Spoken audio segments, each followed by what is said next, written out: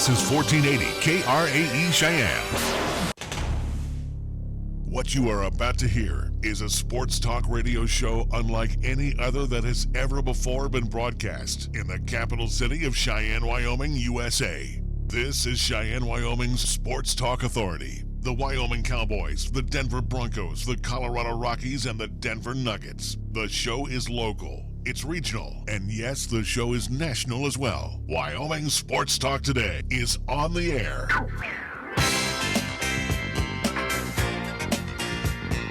If they're talking sports on the radio in Cheyenne, this is the place it happens. This is Wyoming Sports Talk Today. And welcome to a Wednesday afternoon edition of Wyoming Sports Talk Today, which is being brought to you by Taco John's of Cheyenne, home of the loaded sirloin steak burrito for breakfast and for lunch and dinner. Oh, by the way, here for a limited time, Taco John's of Cheyenne. Jolly Rogers RV Sales and Service over on Highway 30, your exclusive home for Jayco RVs, fifth wheels, and travel trailers. Have you ever been inside a Jayco? You most definitely want to just take the tour through. And when it's all said and done, well, you're going to find some great deals over at Jolly Rogers RV Sales and Service, including some great financing packages right now. Jolly Rogers RV Sales and Service on Highway 30 in Cheyenne. Chick-fil-A at the corner of Windmill and Del Range. Ray and Sydney invite you first to go to their website, CheyenneChicken.com. And again, take advantage of their catering services. Plus, they offer 3 squares for you 6 days a week. Breakfast, lunch, and dinner, and 2 convenient drive-thrus directly across from Powers Field and Menards. That's Chick-fil-A at the corner of Windmill and Del Range. Kia of Cheyenne over on Nation Way. The lot is filled with 2019 Kias, including the all-new SUV Telluride. Check out what AJ and the crew have for you today over at Kia Cheyenne on Nation Way. Platte Valley Bank times 2, the original location of Vandehigh, the east side location at the corner of College and Pershing. Banking the old-fashioned way, customer service-wise, high-tech way, the way Nick does banking. Hey, that's great. They do that too. Everything in between, including home loans, auto loans, remodel loans, HELOCs. They got it for you over at Platte Valley Bank. Medicare Pharmacy for all your pharmaceutical needs. Again, see Gene and the great staff over on Bluegrass Circle next door to Texas Roadhouse, open Monday through Saturday. Lennox Auto Body and the Auto Glass and Detail Center, the Auto Body Shop over on Dunn Avenue, the Auto Glass and Detail Center over on Pershing Boulevard. First Tier Bank, 1508 Stillwater Avenue, offering right now on a 27-month CD an annual percentage yield of 3.1%. First Tier Bank, 1508 Stillwater Avenue. Across the street, it's Mondello's Pizzeria, Paisan Cuisine at its best 7 days a week. Joe Mondello and his crew always make everything fresh and always delicious. That's why you come back time and time again. A fixture in the Cheyenne area for a long, long time. Mondello's Pizzeria. On the job 24/7, just in case, especially with all the rains that we had. Hey, remember, Mars Plumbing and Heating is ready to come to the rescue. They're at 1515 Logan Avenue, where they've always been. And again, Mars Plumbing and Heating on the job 24/7. Give them a call if you need their services at any time of the day. And we like to get things underway, always with our scoreboard. It's brought to you by Pepsi of Cheyenne. We go first to Nick. Well, we have action on the local side with baseball, including Cheyenne Post 6, who will be in action. Thankfully, the weather has cleared up today. So they will be over at Powers Field playing host to the Casper Oilers. You can see that game coming up tonight at 6:30. We'll talk more about Cheyenne Post 6 here in a few short minutes. But again, Casper versus Cheyenne over at Powers Field coming up tonight. NHL action for tonight. Game 2 in the Stanley Cup Final between the Boston Bruins and the St. Louis Blues, where Boston is hosting it once again at TD Garden, where they lead this series 1-0. You can see this game coming up at 6 o'clock tonight, and it will be on NBC Sports Network, not NBC for a finals for whatever reason. Instead, you can see it on the Sports Network side. So that's what's happening in NHL action for tonight. It was like cable 130-ish or no, it's on. But for a final, usually in the past it's on NBC, so like it should be on the prime channel, not Sportsnet. I'm trying to think he's on the 90s somewhere. Either way, though, again, it should be on NBC. I got you. For whatever stupid reason, they've tucked it away. Obviously, it's not that important. Bottom of the 7th inning, games that are underway right now. Matinee performances, Major League Baseball. The Bucks leading the Reds at Great American Ballpark, Pittsburgh 7, and the Reds nothing as they move now to the 8th inning. Top of the 5th in the Oakland Coliseum. Angels are leading the Athletics 2-1. Bottom of the fourth inning in Seattle. It's tied between the Rangers and the M's. The final already in. Yankees have blanked the Padres in the Bronx 7-0. Game's getting underway when we're here. It will be the Indians and the Red Sox. That'll be at Fenway. 5 o'clock hour will have the Tigers at the Orioles. Cardinals and the Phils at Citizens Bank Ballpark in Philly. The Blue Jays and the Rays at the Trop Giants. The miserable San Francisco Giants will be taking on the Marlins at Marlins Park. Mad Bums throwing. I don't know if that is any solace for us. I mean, they were pretty pathetic last night. Oh, they sucked last night. Nats and the Bravos at SunTrust Park. 6 o'clock hour had the Cubs and the Astros at Minute Maid. Royals Pale Hose at Guaranteed Rate Field in Chicago. 6:40. Diamondbacks and the Rocks tonight at Coors Field. Robbie Ray will toe the rubber for the Diamondbacks. Getting the pill tonight will be Jeff Hoffman. He is 0-1. How about an 8.10 earned run average for the Rockies?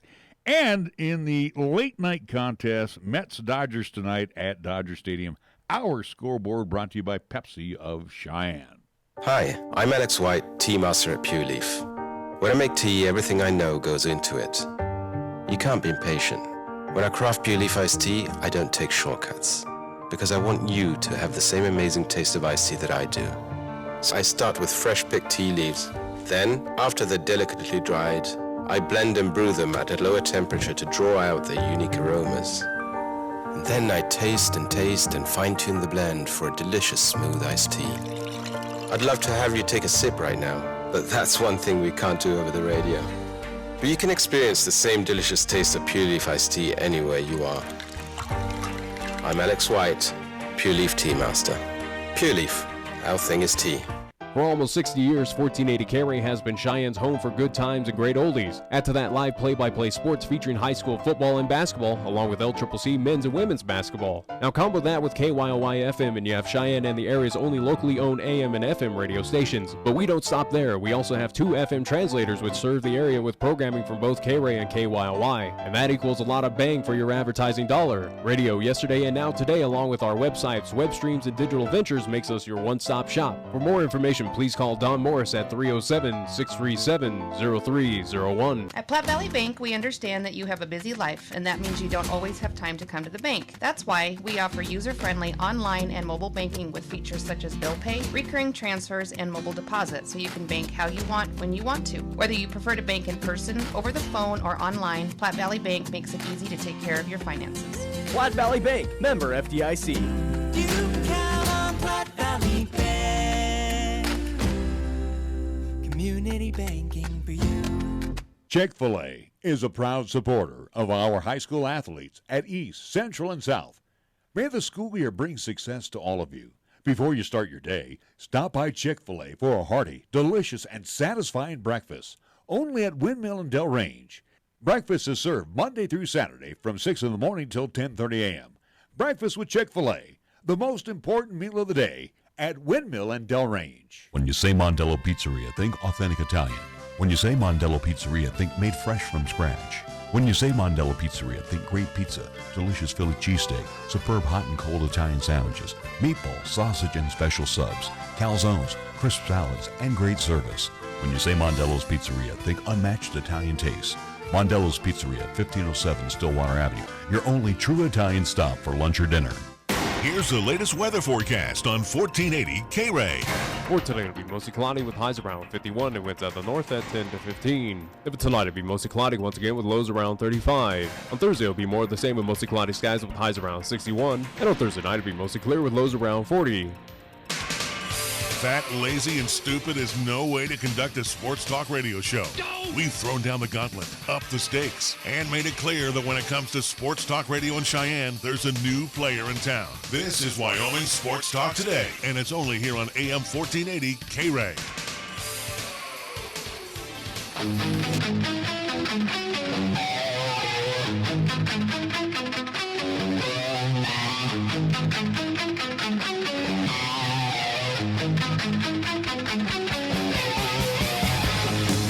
Welcome to our midweek edition of Wyoming Sports Talk Today. They've got action tonight. We're talking about Post 6, so we got the Sixer skipper in here to chat with us once again. We'll also be talking with Garrett Oswald coming up, one of the players from Post 6. First off, Coach, welcome back to the program as a manager. As we look back on last weekend, and again, a couple of no-nos. We had Trey in here last week. He tosses a 3-hitter. Boy, you just kind of sat back and said, wow, my pitchers are great, and my fielders are doing a great job. It's kind of one of those where you don't have to pace back and forth during those ball games. Yeah, for sure, especially the first two with back-to-back no-hitters from Bailey Applegarth making his first ever varsity start as a freshman.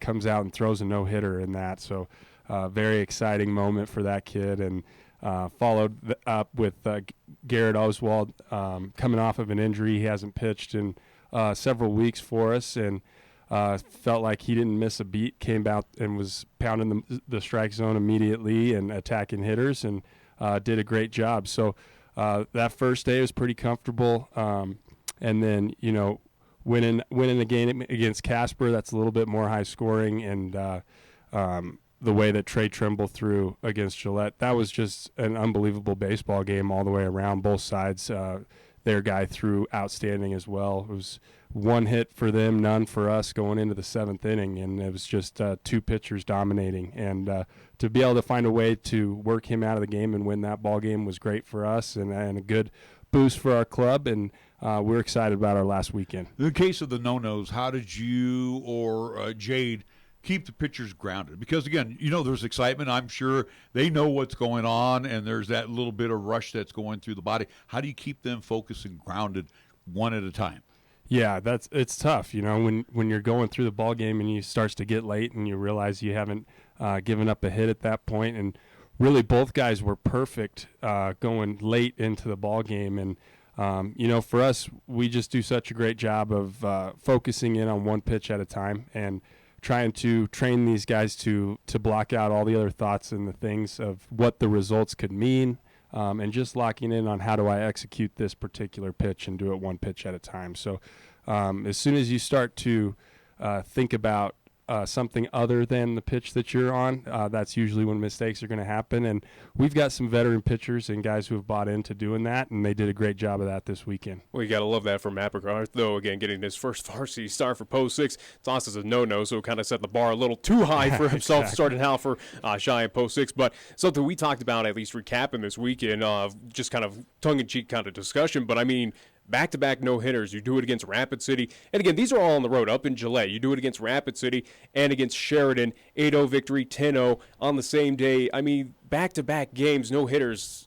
Is that a U.S. history-making, at least, move right there by Post 6? Do we set a standard right now? I mean, what is the history behind what you did on Saturday? Yeah, I mean, to be honest, I don't think I've ever seen it done before as far as Post 6 baseball. Baseball has a long history. I'm sure it's happened somewhere in there, but it was an exciting day. And, the team following us was Jackson, and they said, hey, we want this dugout. It hasn't given up a hit today so far. And it's pretty cool to play a doubleheader and not give up anything and get off the bus, prepare, play 2 games, don't give up a hit, and get back on the bus. Pretty cool day. Our guys were excited, and rightfully so. They played very well. What were the talks, at least post those 2 games, but also too of kind of that morning before you got set for Casper and also to Gillette on Sunday? I mean, what was the talk with your players to kind of get them in that focus of saying, yes, it was phenomenal what we did Saturday or what we did here today, but Sunday, again, don't expect to replicate, but I want that same level of intensity to get it done against Casper and Gillette, which obviously it did pay off where you won those contests on Sunday as well. Yeah, I didn't have to do much. Our guys are geared up whenever they play Casper and Gillette, and I was really proud of the energy that we came out with against Casper to start the day, and played very well, jumped out to a 4-0 lead, and Travis Onisto was pitching an unbelievable baseball game into the 4th inning in that game as well, and then we had a good work from our bullpen to keep us in the lead when it got tight a little bit late, and then we were able to break it open. And with those 3 wins, we had a lot of momentum going into play against Gillette, a team we haven't beat yet this summer, and to be able to play them in a night game at their field, it's exactly what the state tournament is going to be. I mean, what we're planning on doing is winning the first 2 games and playing Gillette in an undefeated game at night on their yard in the state tournament winner going to the championship. And so we got to feel what that would be like. And they threw their best guy, and we threw one of our best guys, and it was a great battle between two really good baseball teams. And exciting. We had another freshman come up with a huge hit in that game in the 7th. Zach Kostopoulos hits a ball off the wall to drive in some runs and get us on the board, and we were able to close that out and win that one as well. And again, 4 straight wins this weekend. Then we'll talk about at least Memorial Day Monday, one lone game early in the morning, still up in Gillette, Wyoming, taking on the Jackson Giants, again, a team that at least saw him before, at least earlier on in this year. Again, seeing him at least in the neutral site there in Gillette, Wyoming. But 5-4 loss, unfortunately, for Cheyenne Post 6. Just give us a little recap in that contest. Was it just kind of the motions, or at least energy kind of just fell flat after winning 4 straight? Or was it just Jackson just kind of found the rhythm and just took advantage of key plays in that contest? Yeah, it was a little bit of both. We got pushed back. There were some extra inning games before we played Gillette in the night game, and so our start time ended up being 9 p.m., and we didn't get back to the hotel till 12:30, probably 1 o'clock in the morning, and had a 9:30 a.m. against Jackson the next day. So our guys have to learn from that experience. That's a scenario that's going to happen to us quite a few times throughout the summer, and we've got to be better bringing energy off of a late game and an early start, and then. We played well through 6 innings of that game with a 4-0 lead going into the 7th, and they got a few hits and a couple breaks to go their way and put a 5 spot on us to walk us off. So our guys were disappointed with that inning, but when you look at the grand scheme of the weekend, we're happy with that. Jackson's a good baseball team, and they're just very solid. They may not have the 1 or 2 arms that are dominant or anything like that, but they don't make any mistakes. They make you beat them. They don't beat themselves, and they've done that. We've beat them 1-0 and lost 5-4. So they've played 2 very good baseball games against us, and they'll be a quality opponent at the state tournament as well. Baseball has its superstitions. I know when I was going to pitch, I had to have the same lunch at my mom's coffee shop, and I needed to be dressed at this time. Do I shave? Do I not shave? I'm going to ask you, as both a player and now as the manager. First off, as a player, did you have superstitions before every game? Yeah, I definitely did, especially when I was pitching. You're right. As a position player, I had a routine more than a superstition, but a routine I would like to go through offensively before I played, and especially defensively with the same partner every day, getting my defensive work in. And you're right, when you're pitching and you're not going to hit, and it's one job today is go throw strikes and compete. I was a lot like you, where I had a schedule throughout the day that I wanted to have be exactly the same. So, baseball players are guys of routine, and that's we're unique. It is. Let me ask you this question. Now, as a manager, and again, too, you came up after your dad, but you also been a coach. Do you have a routine? First off, you need to know who's going to be there tonight. Right. So do you have the lineup card already done for tonight? I mean, is that something you get up this morning and said, here's the way we're going to go? Or is that something you wait till when you get to Powers and write down the lineup card?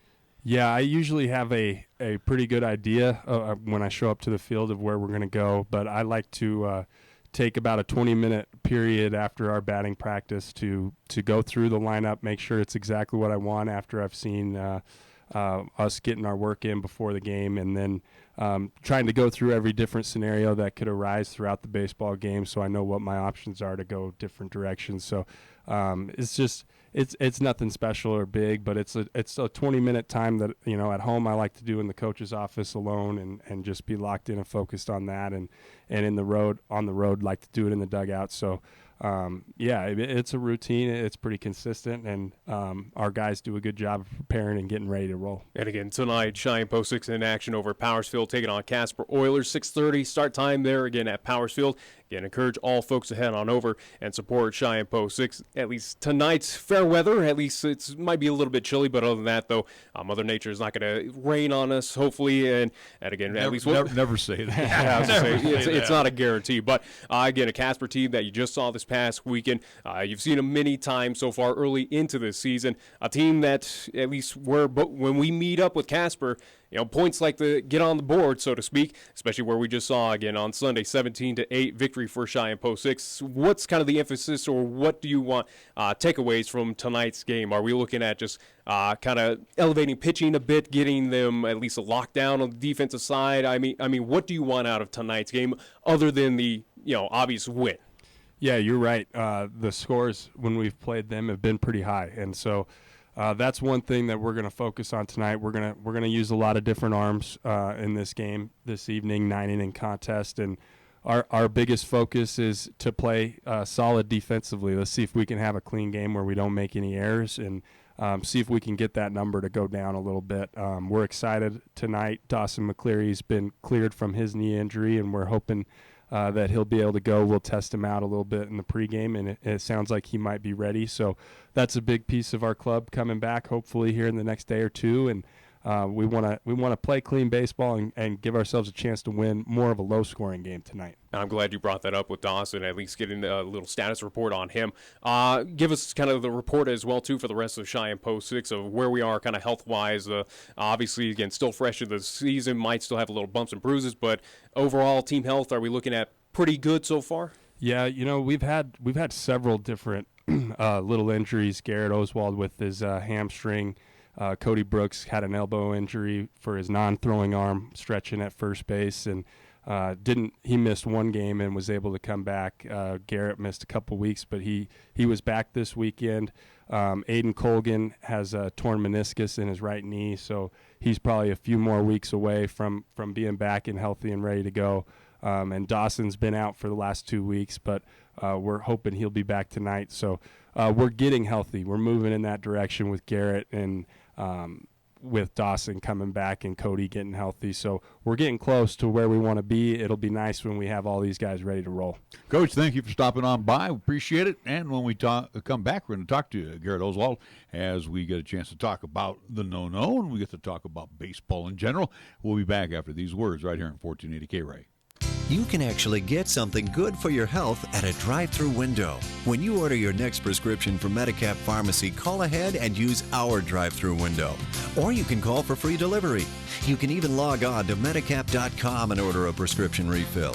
Your Medicap pharmacist will call you to make arrangements for pickup or delivery. Medicap Pharmacy will always make time for you. Medicap Pharmacy, 1947 Bluegrass Circle, next to Texas Roadhouse in Cheyenne. Or call 635-3712. Taco John's presents Olay the Day Pep Talks. Human history has shown anything is possible with inspiration and hard work. The 4-minute mile, a man on the moon, a water skiing squirrel, and now sirloin steak burritos from Taco John's. Sirloin steak burritos are back at Taco John's. Stuffed with hand-carved sirloin steak and bold flavors like the melty, savory grilled cheese steak burrito, plus steak and shrimp or steak and potato olays. And for the morning, 2 steak and egg breakfast burritos. Sirloin steak burritos are back, but only for a limited time. Olay the Day at Taco John's. First Tier Bank strives to remain competitive and offers some of the best CD rates in the community, as well as area banks and credit unions per Rate Watch reports. How does that make a difference to you? First Tier Bank can assist you in securing some of the best rates on CDs. First Tier Bank offers the personalized customer service you've grown accustomed to and deserve. Plus, feel confident that your finances are taken care of by a responsible, knowledgeable staff. Call 307-632-3500 and ask for Caitlin or Debbie. Member FDIC, Equal Housing Lender. Right now it's time to head over to Jolly Rogers RV Sales, Parts, and Service for low prices on outstanding RVs in Wyoming. Your local, exclusive Jayco dealer wants you to check out their closeout deals, as well as their 2019 inventory of trailers, fifth wheels, and toy haulers. You can save up to 30% on select models with approved credit. You can find them at 6102 East Highway 30. Jolly Rogers RV Sales, Parts, and Service is a proud sponsor of LCCC men's and women's basketball, also our local high school teams too. Check out the huge savings this week at Town & Country Supermarket Liquors. Here are just a few of the terrific weekly specials. Hey, check out these Super Radio buys heard only right here. Malibu Coconut Rum, 1.75 liter bottle, $22.99. Keystone Light or Ice 30-pack 12-ounce cans $18.99, and Two Fingers Silver or Gold Tequila 750 milliliter bottle $11.99. Town and Country Supermarket Liquors on the South Greeley Highway, Cheyenne's low price leader. In life, you question everything. The same should be true when it comes to managing your wealth. What are your investment recommendations based on? How much are you paying in fees? And how can those fees impact your returns? Charles Schwab encourages investors to get engaged and ask tough questions. To learn more, call the Schwab Cheyenne branch at 307-459-0998 or visit schwab.com/Cheyenne. Charles Schwab and Company, Incorporated. Member SIPC. We're taking Cheyenne, Wyoming Sports Talk Radio to a whole new level.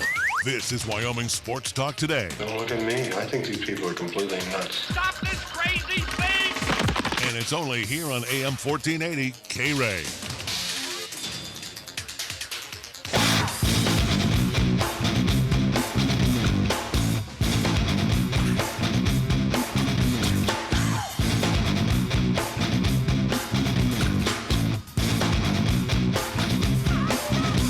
Back on Wyoming Sports Talk today as we get to introduce you yet to one of our Post 6 players, another Sixer inside our studio. He is wrapping up his junior year at Cheyenne East, and we want to welcome on board Garrett Oswald. Garrett, first off, thanks for dropping on by.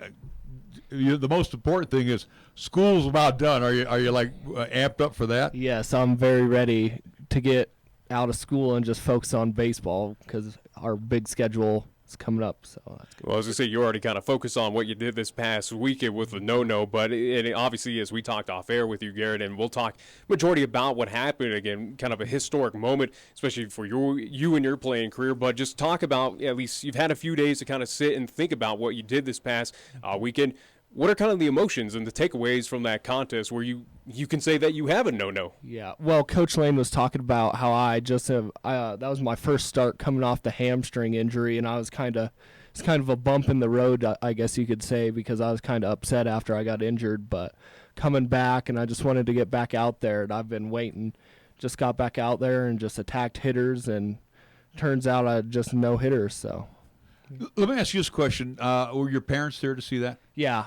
Yeah, they were. Now, that's got to be one of the neatest things. Because I know my mom and dad used to always travel with me. I know when Nick played and my daughter played in fast pitch, always wanted to be there. And what was your parents' reaction to the no-hitter? I think they were pretty excited. It looked like, I think my dad was taking pictures I could kind of see, but I was like, oh, I don't know.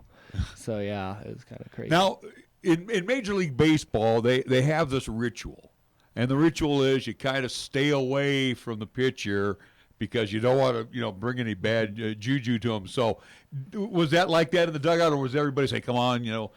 What was lead us through those last couple innings before the no hitter? After a while, it was kind of like I was just because I usually go sit down in the dugout and don't really talk that much, anyways. But like it was kind of, I didn't really think about it too much, but you could kind of see like there was like they were kind of leaving me more and more alone, but I really didn't think about it that much, honestly. I was more focused on like just keep attacking the hitters and just keep going after them.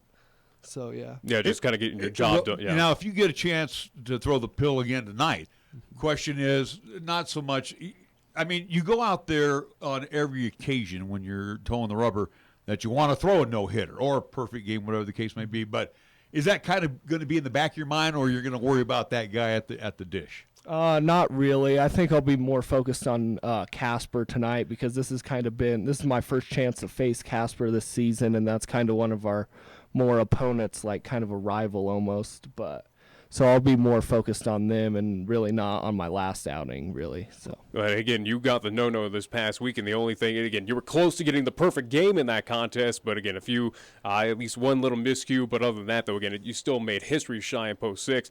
But I mean, now for your career, obviously you have this season and next season. I mean, the only thing next is for you is to do a perfect game. I mean, is that kind of on your radar? Have you kind of set yourself to do that, or have that expectation now as a pitcher for Cheyenne Post 6?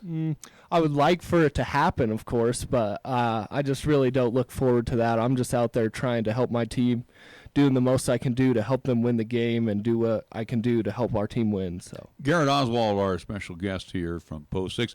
Garrett, do you play any other positions on the team? I'm a kind of a PO, but I could play outfield sometimes, but not really. Mostly just a pitcher. So. So you're mostly a pitcher. That means you're not swinging the bat too much, are you? No. Actually, I do have at bat this year, and I did get a double. So I am leading the team in average. So, but the thing is, though, do you feel like is pitching just your strength, or you could go up there and you could hit these guys too? I don't know. I kind of like just focusing on pitching because it gives me that day I'm starting. I could really just lock in and focus and get ready for my start, and I could have those in-between days instead of focusing on maybe like fielding or getting my swings in. I could be more focused on my next outing and getting my arm ready, my body ready to go for the next start. So you had the no-no over the weekend, and you might throw tonight. Here's Wednesday. Are you one of those guys that needs about 2-3 days of rest? I mean, did you throw the day after? What did you do to keep the arm loose? Because again, throwing 7 innings or 6 innings, whatever the case may be, the arm tightens up a little bit.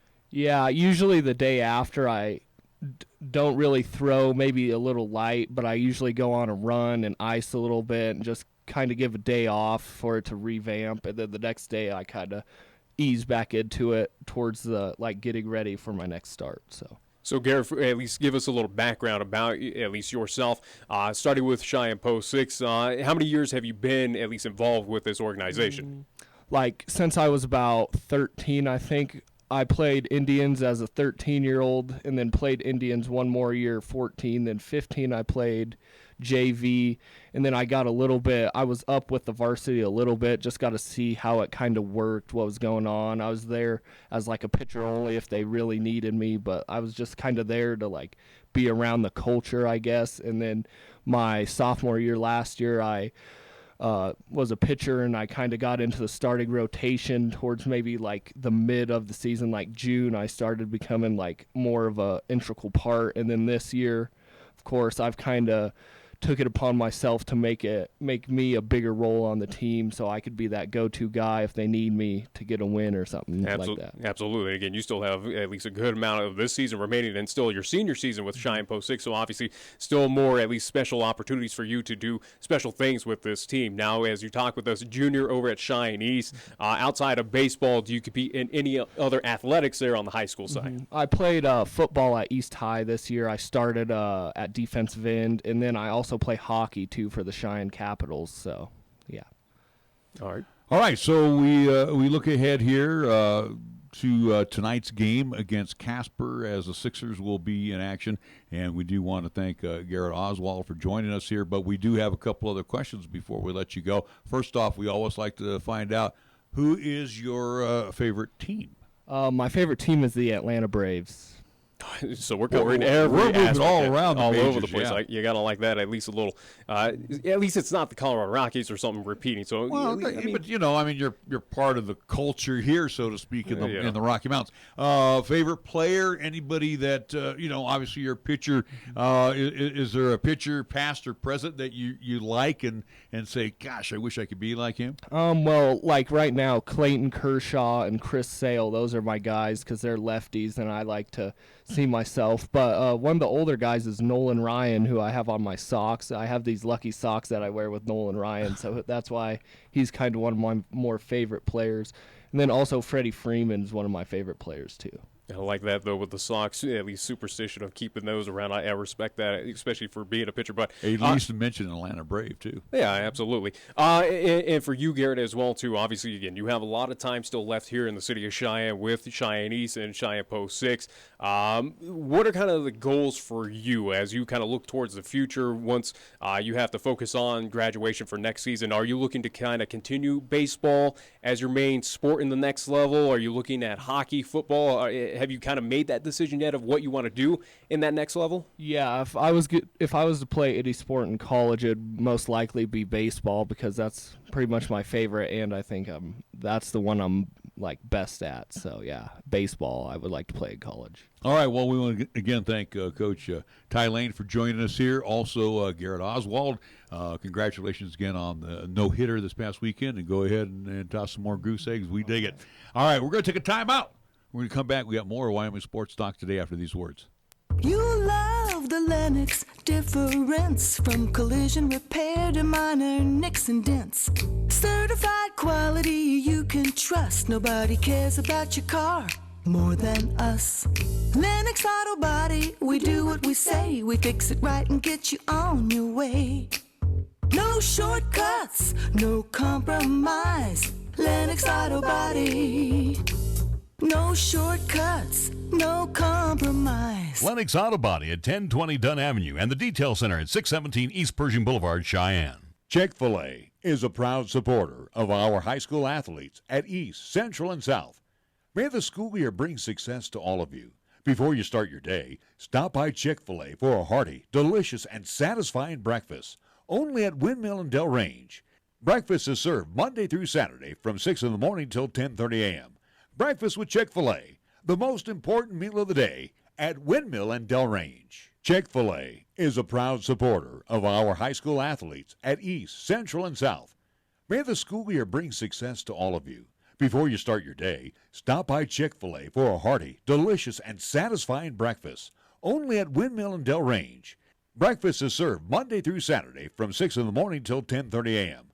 Breakfast with Chick-fil-A, the most important meal of the day at Windmill and Del Range. Are you tired of paying ATM fees? Hi, this is Rick Flood, president of Platte Valley Bank in Cheyenne. Use your Platte Valley Bank ATM or Visa debit card at any ATM anywhere. We won't charge you a fee on our end, and we'll reimburse any fee you incur at any other ATM. That's right, no ATM fees at Platte Valley Bank. How about that? Platte Valley Bank, 3310 North College Drive and 421 Band High Avenue, or pvbank.com. Member FDIC, Equal Housing Lender.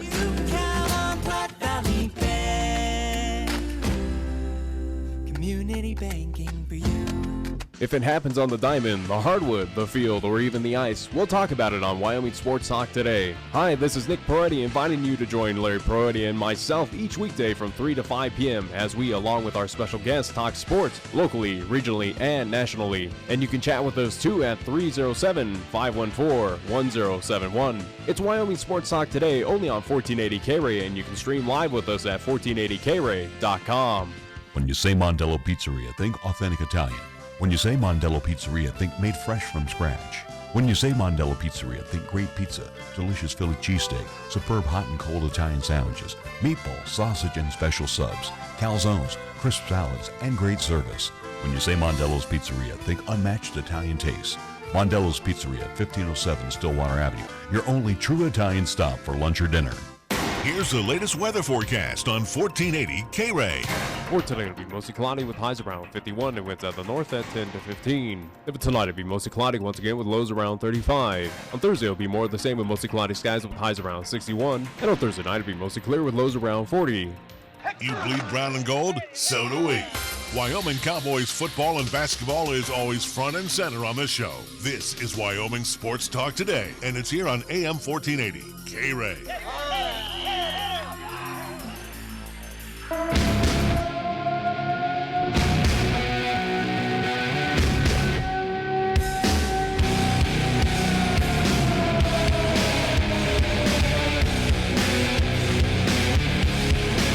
Back on Wyoming Sports Talk again. Wyoming Sports Talk today again. Thank you. I wanted to run two words together there. Thank you again to Ty Lain, along with Garrett Oswald, for joining us this afternoon. Coming up at the 4 o'clock hour, we'll turn our thoughts to hoops as we will have Jordan Greer back with us, the NBA editor for Sporting News. So we'll be talking with him. We'll preview the NBA Finals since they get underway coming up tomorrow. Again, Golden State versus Toronto in Toronto tomorrow night. So game one, excited for that. So again, we'll get his thoughts. We've had him on previously to talk about the NBA in whole and also to size up that Western Conference Final and Eastern Conference Final. So again, we'll get his thoughts, even talk possibly a little LA Lakers situation as more and more divulges out of that. Again, more thoughts from Magic Johnson of just saying, hey, this franchise is garbage, or I was treated bad. Yeah, it was. Well, even going to the Luke Walton situation as well, too. how he was mistreated there. Well, So- that's no surprise. Again, Luke Walton was disrespected at a point in time. Again, say what you will about what's happening with him currently right now up in Sacramento, again, as the new head coach up there, again, with the lawsuit that he's dealing with, which is kind of been tucked under the rug almost, but it is a firestorm out in Los Angeles, so hopefully we'll get his thoughts and maybe even pick his brain on the NBA draft and what could happen in the offseason, especially where, again, Houston, the Rockets came out, I do believe either yesterday or today, basically saying, hey, we're open ears right now. We're looking to make this a championship team, right? And no piece is safe, and we want to be aggressive this offseason. And say this about Houston. They are on the cusp. I don't like Chris Paul. I'm not a fan of James Harden. But again, those two right there, and I'm not going to make comparisons to the Golden State Warriors, but those two alone put the team on their back. And then you got a little. Well, that's the same with Portland with CJ. I know, but you got the sidebar stories with Houston, but they are definitely just one player away, good player. And I think they could. I mean, they've added pieces. They've attempted. They've tried to. Melo wasn't the answer. That was for sure. I'm just saying they've attempted to bring in that superstar big name, and yes, it has not worked due to the fact that Golden State has just kind of been in their way, and again has continued their dominance right now in the NBA. But it's not that surprising of what Houston came out and said, at least in the recent kind of hours of basically, hey, we're going to be aggressive. No piece is safe. They even entertained of saying, hey, if you put up a good price for Chris Paul is going to go bye-bye if it benefits us for a championship. Houston is not fire selling. They're just saying we're looking to get personnel that's going to get us that winning nature to get us to the NBA Finals. Don't be surprised that LeBron will be kicked around during the summer. Don't be surprised if you hear Davis during the summer. But there's a lot Davis right now is sitting down with the Kevin brass. Durant could go to. I understand, but Davis right now sitting down with the New Orleans brass, so they really want to keep him. So I don't know what's going to happen. And Anthony Davis has said, I don't want to be here, so you got a push and pull kind of situation right now for the Pelicans, and we'll see what happens again. We're going to get back to baseball here in just one moment, but you posted this on our Wyoming Sports Talk today.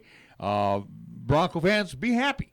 And I think this was a smart move by the Broncos. It was no surprise of them re-signing this guy, but it was something they had to because someone else would have picked him up. I'm surprised only at the 1-year deal, though. Maybe that was a Chris Harris at least decision on his behalf of saying, hey, let's get it done for now. Give us time during that season to make a big contract or at least get him big money. Analyzing of what the Broncos did and getting that 1-year at least deal, I think it was probably that agreement of, all right, here's some monies to lock you in for now so no one else can poach you, and let's, during this season, or at least we have this time locked down to work on a big contract for him. And also, too, he didn't want to pull in Antonio Brown. No. He skipped the workouts. The offseason work. So what they did, he was in the last year of a $42.5 million contract, which would have paid him, I think, $8.9 million this year. So the Broncos said, hey, look, you deserve the money. We're going to give you $12 million and some change. And like you said, now we'll sit down and try to sculpt a new deal to keep you a Denver Bronco. Yeah, I think that's all this was, is they didn't have time. They were worried about losing him to whatever team that was going to offer him some big money. And Denver just said, all right, here's for the time being, and let's get it done during this year. Kind of like a, not so much at least similarity, but, kind of what we saw with Nolan Arenado of, okay, let's work out. Let's get it done now and not screw around. And the thing is, too, you credit the Broncos, but I think you actually tip your hat to Chris Harris Jr. He did not play the Broncos. He said, hey, look, let's get something done. I'll sign it. And he did. Mm-hmm. Now it's between him and John Elway, and if I'm hearing the money's right, we're looking in the neighborhood of at least $15 million a year, and I'm sure Harris is going to want about a 5-year deal. It's a pretty simple math equation. Yeah. But he also wants to stay a Denver Bronco. So, at least this 1-year deal shows that he is interested to stay with Denver, that he's committed playing with this team. So, for Denver Bronco fans, that's certainly good news to see that. Anything and everything can happen, obviously, within that 1 year. Again, Denver getting him back, sure, it solidifies that defense. That is, it's what Denver can hang his hat on at this point. He's captain of the defense, really, if you think about it. In a roundabout way. I think Von Miller's still in that role, but for Denver, but he's still kind of the quarterback on the. I mean, Von Miller is your face side of the franchise at this point in time, but again, he's just a bonus piece on that defense that's already pretty solid. It's not great. It is definitely, as people have tossed out with him returning back, or at least being solid for this season. He's not. This is not a top 5 NFL defense here in Denver with the Broncos, with him at least re-signing. So don't get your high hopes on that. Again, Denver, even with getting Chris Harris back, you still have major problems on that offense. Again, I have no trust and belief in Joe Flacco to get it done for the Denver Broncos. But other than that, though, it was a smart decision. It was a good piece to kind of build around. Again, him, Vaughn, that defense still in kind of a work in progress to get back to where it was a few seasons ago. But that's obviously in the draft, and that's obviously off-season moves or trades that John Elway and Brass has to figure out, which is a big question mark year in and year out. Well, we still have one group of 64 left. Well, it was just recently announced. Tournament action. I have not been engrossed as much in the baseball. I flipped over, from time to time, catching an inning here and ending there. Well, we got softball going on right now. I have been watching more of the women's softball, or fast pitch. But they've had their super regionals. Now they're down to the final 64. And, just looking at the top seeds here, and there's 16 top seeds. Well, at least for College World Series, they haven't gotten to the Super Regionals. No, they're in the round of 64. They're in regionals to get to Super Regionals. But, again, selection was, I do believe, this past weekend. But, again, we know at least 64 teams. One lone Mountain West team is in there, at least representing. That would be one Fresno State. Well, think about the Mountain West, Nick. How many teams play baseball in the Mountain West? It's Fresno, San Diego State. Hawaii. Doesn't Air Force? I think Air Force still plays baseball, yeah. I would assume New Mexico. New Mexico, yes. They still play baseball. Boise, I don't think. Utah State, I don't think. CSU doesn't. Obviously, Wyoming doesn't. Not anymore. I think that's all you got. And San Jose State probably. San Jose State still plays baseball as well, too. I would assume they're in the Mountain West. If not, they're in some dumpy conference where they sign maybe still, if the WAC still exists in college baseball. I'm actually shocked in this 64-team field that Hawaii is always in the field, and this year they weren't last year.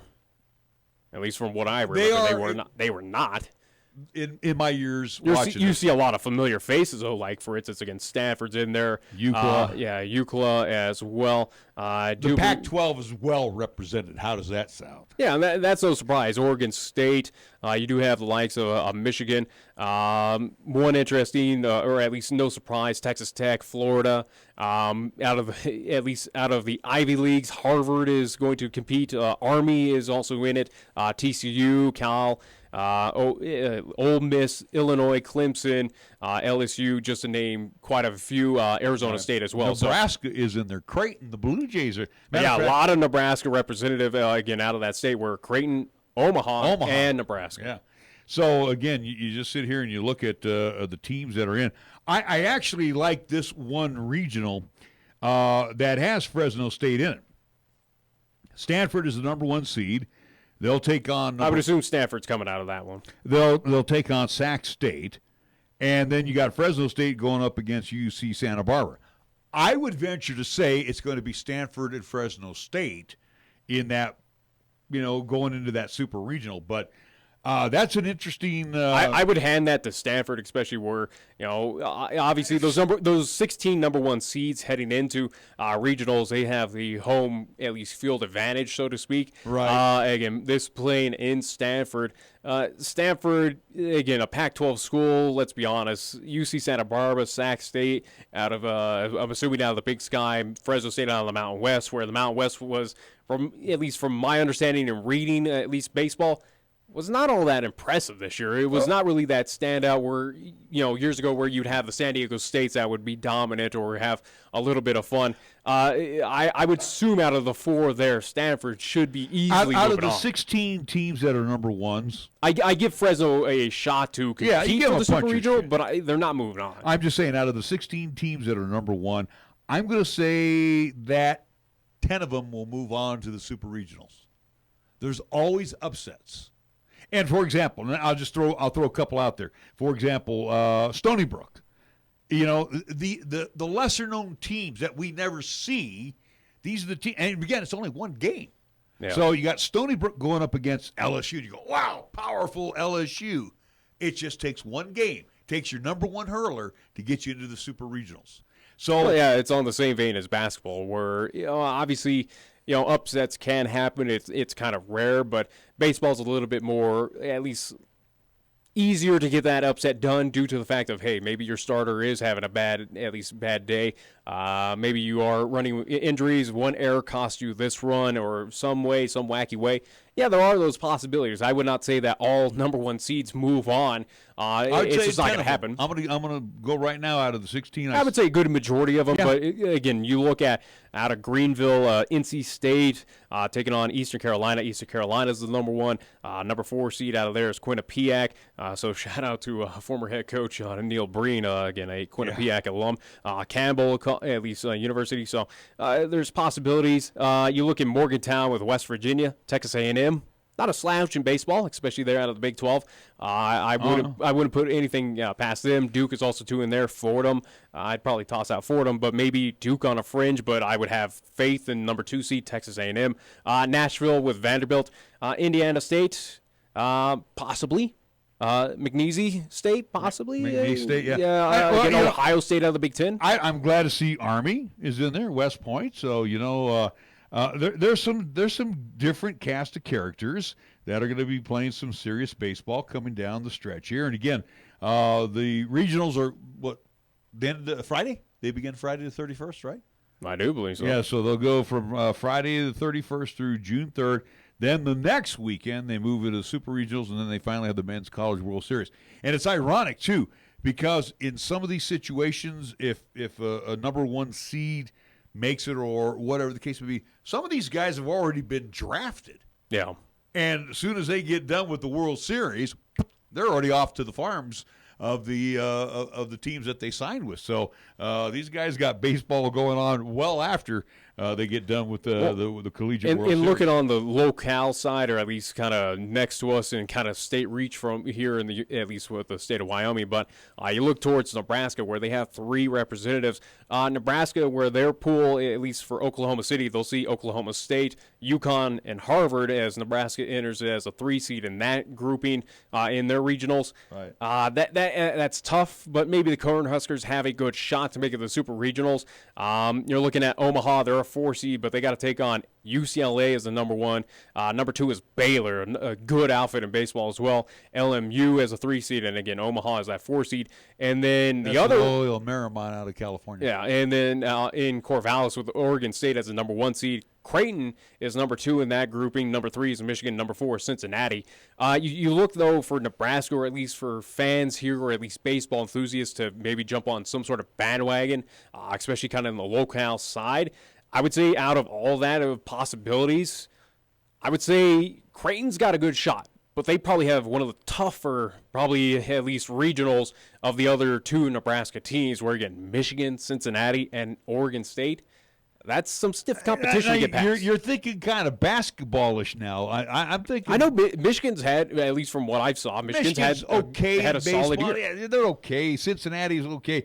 Or Oregon State, yeah. When you are a representative of the Pac-12. But that's what I'm saying. I think Creighton, probably of all 3 Nebraska representatives, have probably the best shot to do, at least advance on and do something special, at least through the College World Series as a possibility. I think Omaha does not have a shot against UCLA or either Baylor. I would assume UCLA should move on that one. And again, Nebraska, who knows with UConn, Oklahoma State, maybe Nebraska has a shot in that one, but I don't foresee it. Right. But my pick, or at least of where you want to jump on some local bandwagon, I'd say Creighton's probably your best shot. Yeah, but I wouldn't have a problem with that. You know, I like this, though, too, especially with collegiate baseball. And, again, it was always tough here. But you look at Fresno State, again, with the Mountain West not being totally active with teams. I mean, they still got in 53 games. Then you look at an Ole Miss who plays in the South, where they usually are going to have,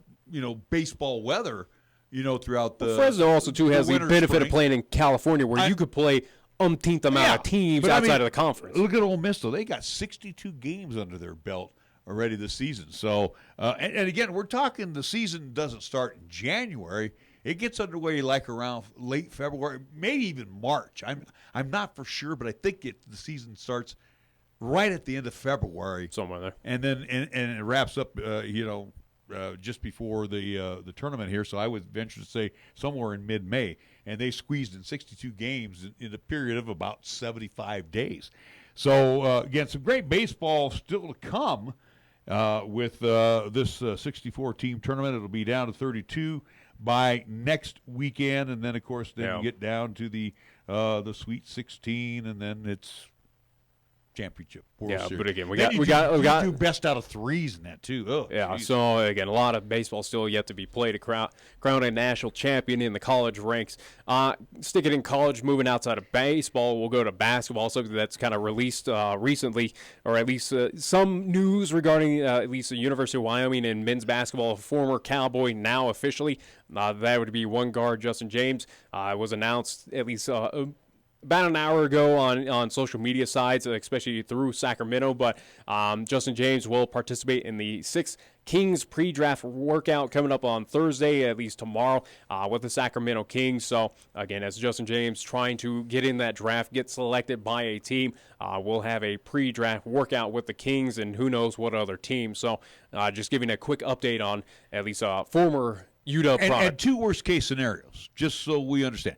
If he's not drafted, very good possibility he's going to get a free agent offer, or in the other case, he might be headed off to Europe. Yeah, you go international at this point where, again, there are a lot of talented, at least international leagues, whether that is, I know Brazil has a phenomenal one, Australia, again, the Europe leagues, whether it's playing in Turkey, Italy, again, across that, at least continent, there's opportunities. For Justin James, again, I think for his body work, he was a talented player, but I think what's going to hurt him is just seeing those records and also, too, playing in the Mountain West of where he's going to get slightly disrespected.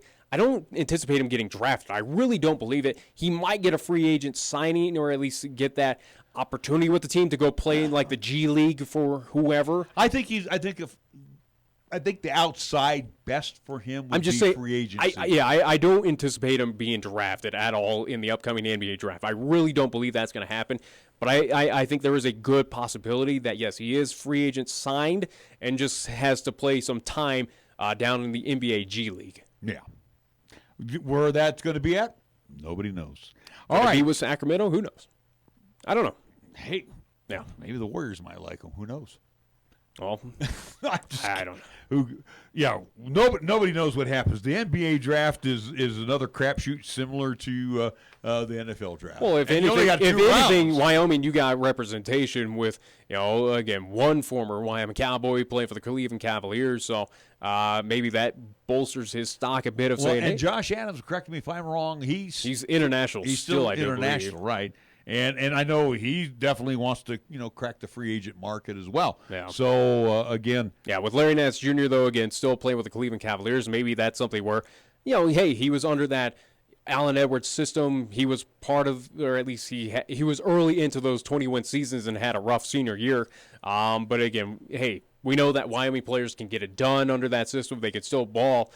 Maybe that does bolster his stock. Maybe Larry Nance Jr. can do some talking to with some teams to help him out. But like I said, I don't anticipate Justin James to be drafted at all. I think he is a free agent bound to go play and develop in the G League, which I think is perfect for him. I think that's probably the best route. Yeah, and you're getting paid to play. I mean, there's nothing wrong with that. Not much, but you're still a professional, technically. Yeah. Well, semi-pro, that's developmental league. Yeah, but still, you got that word professional by your name. All right, we are going to take a timeout. We got to get ready for hour number 2, so it's headed your way in just a few TikToks. This is 1480 KRAE Cheyenne. Also being heard on translator K266CC Cheyenne at 101.1 FM.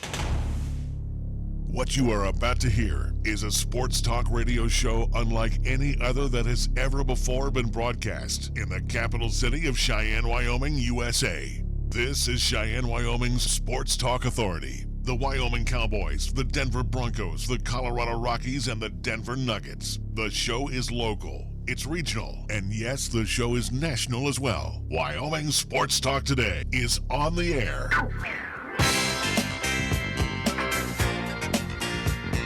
If they're talking sports on the radio in Cheyenne, this is the place it happens. This is Wyoming Sports Talk Today. And we really do enjoy talking sports. We like talking sports with you. We like talking sports with our guests. Hour number 2 being brought to you by Mars Plumbing and Heating. 1515 Logan Avenue. Again, on the job 24/7. Our good friends over at Mars Plumbing and Heating say, don't hesitate. Give them a call if you need their services. They're there for you. Mondello's Pizzeria, 1507 Stillwater Avenue, Suite D in the Greenway Commons. Again, this is not corporate. This is locally owned, locally operated, and family recipes that Joe Mondello prepares for you over at Mondello's Pizzeria. Check them out. 1507 Stillwater Avenue, Suite D in the Greenway Commons, open 7 days a week. First Tier Bank, right across the street at 1508 Stillwater Avenue. Banking in the old-fashioned way. You, me, customer service. Got some great rates right now. 27-month CD. How about a 3.1 annual percentage rate? Yes.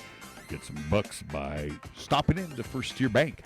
Lennox Auto Body and the Auto Glass and Detail Center. Founded by Dick Lennox, tradition carried on by his daughter Heather for a quarter century now. Lennox Auto Body over on Dunn Avenue. The Auto Glass and Detail Center on Pershing Boulevard. Medicap Pharmacy for all your pharmaceutical needs with your doctor's prescription. Again, inside you'll find many other items that you could possibly need or want. They have a convenient drive-through. They also have for you at Medicap Pharmacy, well, they're there for you 6 days a week. So you can see them Monday through Saturday. They're right next door to Texas Roadhouse on Bluegrass Circle.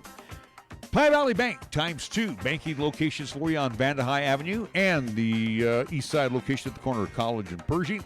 Kia of Cheyenne over on Nation Way. The lot is filled with 2019 Kia. So remember, as you come in for your test drive, they want your trade-in. So, yeah, bring in that bucket of bolts right now and get ready to drive home in a 2019 Kia from Kia of Cheyenne on Nation Way. Chick-fil-A at the corner of Windmill and Del Range. Man, I'll tell you what, breakfast is excellent. Lunch is excellent.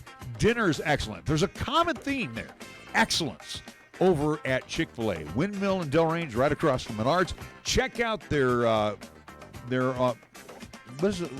go online to CheyenneChicken.com because they do some great cater-outs as well to Chick-fil-A of Cheyenne. Jolly Rogers RV Sales and Service over on Highway 30, your exclusive home for Jayco RVs, fifth wheels, and travel trailers. See our good friends over at Jolly Rogers RV Sales and Service, Highway 30. And we want to thank Taco John's of Cheyenne. Again, all locations in Taco John's here in Cheyenne with their sirloin steak burrito. Have it for breakfast. You can have it for lunch and dinner as well. Here for a limited time only at Taco John's of Cheyenne. Scoreboard time brought to you by Pepsi of Cheyenne. We go to the nexter. Local side with baseball, including Cheyenne Post 6. They are in action tonight, 6:30 over at Powers Field as they'll take on the Casper Oilers. As we just talked with manager Ty Lain a few minutes ago. Again, they will be hosting the Casper Oilers. Again, good skies. It might be a little bit chilly, but either way, though, baseball will be played tonight. 6:30 start time. Again, go support Cheyenne Post 6 at Powers Field coming up tonight. NHL action for tonight as well. Boston Bruins at home as they will play host to St. Louis Blues at TD Garden. This is Game 2 of the Stanley Cup Final, where Boston does lead this series 1-0. This is a 6 o'clock start time tonight, and you can see it on NBC Sports Network. Not NBC for whatever reason. Again, they moved it. They've tucked it away to NBC Sports Network, and that's what's happening. NHL action for tonight. In the majors, some matinee performances today at the Coliseum in Oakland. The Angels continue to lead the Athletics 5-1. They moved to the top of the 7th inning. Bottom of the 7th inning, stretch time in Seattle as the M's are leading the Rangers 7-5. Finals in the books. Pirates have defeated the Reds at Great American Ballpark 7-2. And the Yankees, they toss goose eggs at the Padres 7-0 in the Bronx. Just about ready to get underway will be the Indians at the Red Sox at Fenway. 5 o'clock games. Tigers at the Orioles, Cardinals and the Phils, Blue Jays at the Rays and the Trop, Giants at the Marlins in Miami. It will be the Nats and the Bravos, 5:20 at SunTrust Park in Cumberland, Georgia. 6 o'clock game. We'll have the Astros at Minute Maid hosting the Cubs, Royals, White Sox at Guaranteed Rate Field in Chicago. 6:40, Diamondbacks and the Rockies at Coors Field. Right now, 57 degrees as they get ready for this evening's game. Jeff Hoffman, 0-1. 8.1 ERA will be asked to throw the baseball tonight for the Rockies. Robbie Ray towing the rubber for the Diamondbacks. And in the 8 o'clock hour, Mets-Dodgers, they will hook up at Chavez Ravine. Our scoreboard is brought to you by Pepsi of Cheyenne. This is the Pepsi that's got a date with your taste buds. We're talking 1,000 bubbles dancing a two-step with you.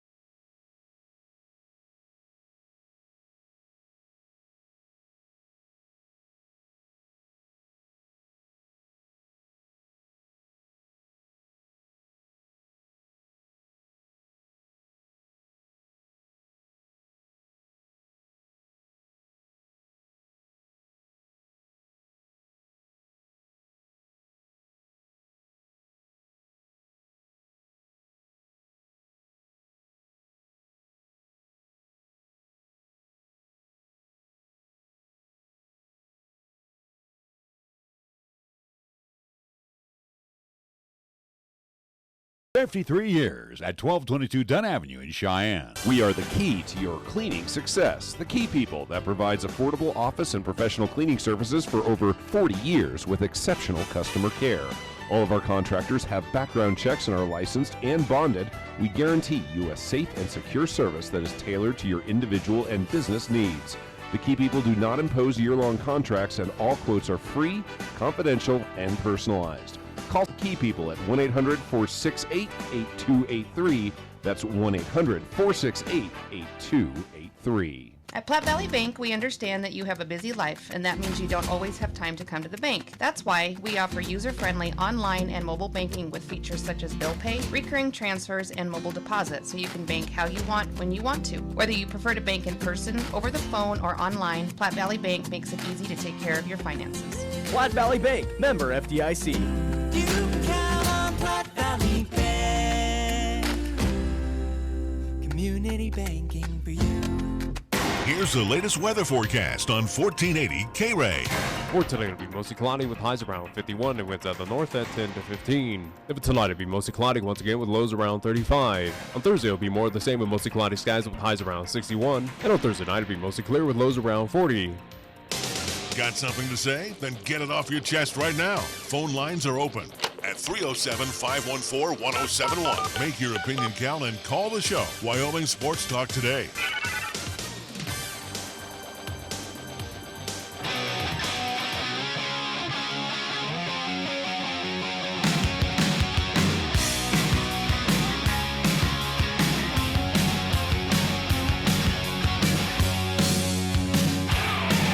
Welcome back to Wyoming Sports Talk today. Larry Proetti along with Nick Proetti, and we bring on our special guest, Jordan Greer, NBA editor for Sporting News. Jordan, we are so honored to have you back on our program once again to talk hoops with us. I'm going to come right out of the box, get your thoughts on the past championships, the West and the East. Warriors making very short work of the Trailblazers. The Raptors moving on as they defeat the Milwaukee Bucks. Shocked by the Warriors sweeping the Trailblazers or Toronto winning that series against Milwaukee? What comes to your mind first? I think in terms of shock, definitely the Raptors coming back.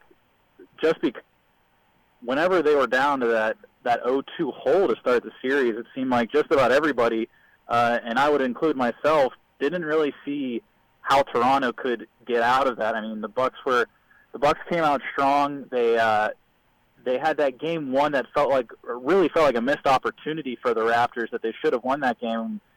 It felt like that was going to come back to bite them, but credit to their players, Kawhi Leonard and Kyle Lowry, who I think had an underrated series, and also Nick Nurse, who, as a first-year coach, really had his finger on the pulse of the team, what rotations to make, and the adjustments, putting Kawhi on Giannis for as many possessions as possible, I think really altered the outcome of the series. So I was surprised by that one and really impressed by this Toronto team, and I think that's why this final series is has the potential to be a lot more interesting than the past ones.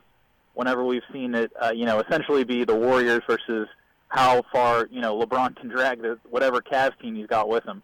Absolutely. Now, at least continue with the trend of the Eastern Conference Finals, something that we discuss about at nauseum about that series. But what are your thoughts, or at least would you agree on for Milwaukee of why Toronto ended up winning that series was that Milwaukee, again, a fresh-faced team, young legs out there. Was it a situation that Milwaukee just kind of ran into where legs were a bit tired and they kind of gassed themselves out in that series, especially the route that they had to take to get to the Eastern Conference Final? I think a lot of it had to do really, maybe not necessarily with what Milwaukee was doing, but I think Toronto in those games 3 and 4 at home, I think they kind of figured out just the formula of how to stop this Milwaukee team, and they had the personnel to do it more so than really any other team that Milwaukee had run into up to that point. And they really didn't, in those last 4 losses, have any sort of counterpunch. Once they put Kawhi on Giannis, they formed that paint that every time he drove in, he was seeing multiple bodies, multiple hands, and the role guys and all those threes they shot during the year just really didn't go down. With Toronto, they found that game plan. Offensively, they got obviously a ton of work out of Kawhi, but also supporting guys stepping up with Serge, Marc Gasol, Fred VanVleet, who went just a ridiculous, I think he was 14 of 17 from 3 in those last 3 games, all wins. I think it was really just Toronto saying, okay, we know how this team operates and we know what we need to do to stop them, so it's just execution. And they went out there and did it. Even whenever they fell behind early, they knew that they could just chip away and come back, and if they kept it to a half-court game, they could stop Milwaukee. So I think Milwaukee's going to go into this offseason. Obviously, you still have Giannis. You can still build around him, but they're going to have to figure out, especially when they get into the playoffs, what kind of style can we play and what's going to work. Because if this Toronto team stays intact, then they're going to be the East favorites for probably years to come, especially if Kawhi's at the center of it all.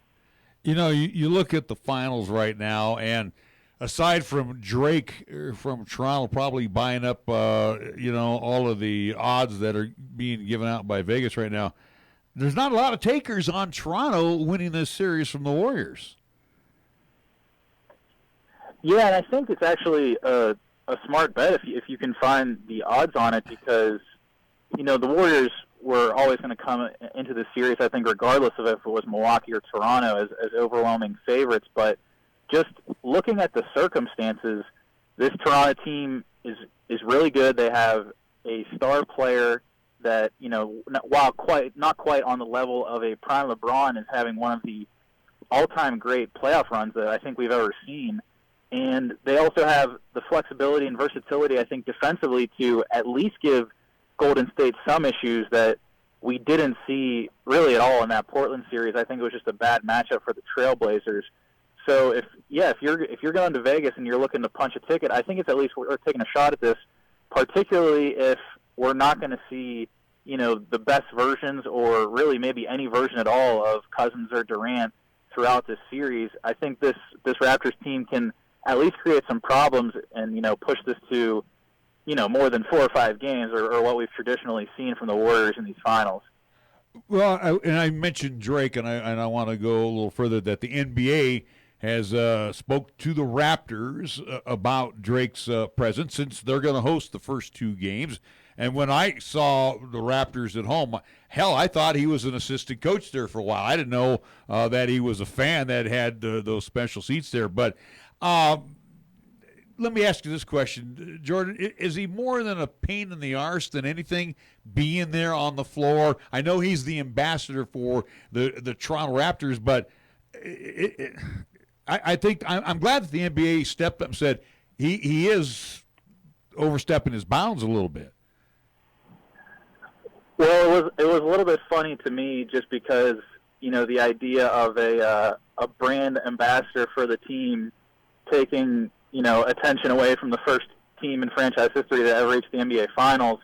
I don't know if that's the that's the best job that you can possibly do as a brand ambassador, but yeah, I think, obviously we've had celebrity fans throughout the history of the NBA going back to, Jack Nicholson always being seen on the sideline at Lakers games, but yeah, I think it was fair of the NBA to step in and say, hey, maybe a few less taunts of guys coming off the floor and back rubs for Nick Nurse mid-game. Although maybe that calms Coach Nick down a little bit and he actually appreciates it. I'm not sure, but yeah, I think Drake. You know what? I appreciate the passion and how much he loves the game, but maybe just a few steps back off the sideline there. We're not trying to have, to use a football reference, a Mike Tomlin situation on the sideline where you trip a guy.